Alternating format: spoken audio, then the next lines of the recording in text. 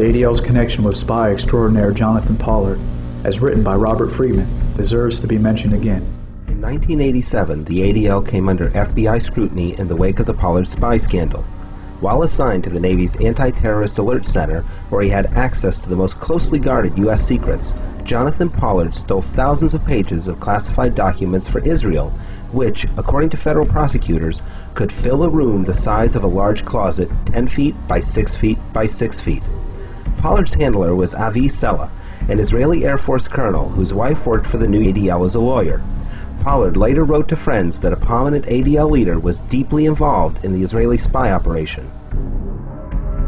Pete McCloskey, a former Republican congressman, said, "The number one goal of the ADL is the protection of Israel.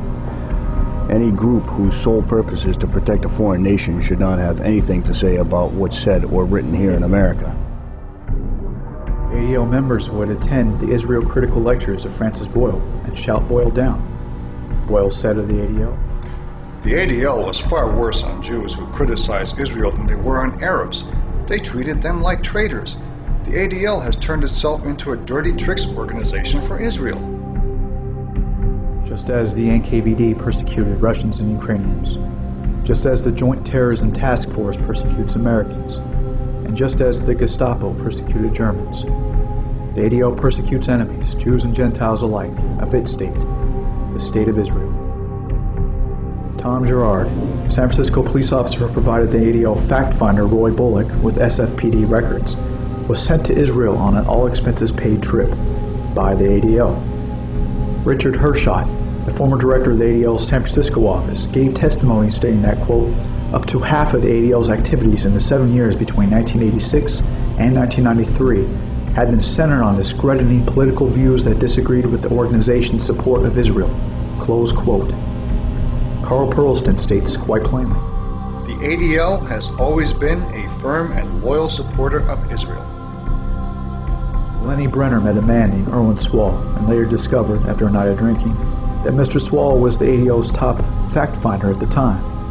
Mr. Brenner was told that the group he supported, the leftist National Association for Irish Justice, had enemies of Israel within it. In other words, the National Association for Irish Justice was being spied on by the ADL for Israel.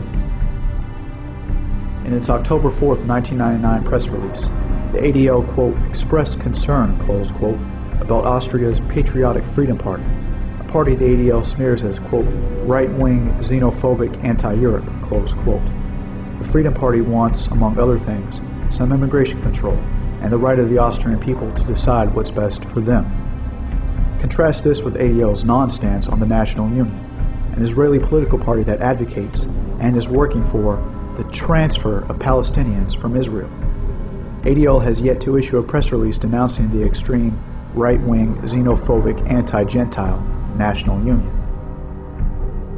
In fact, one need go no further than the ADL's own website for abundant proof of their unabashed support of Israel.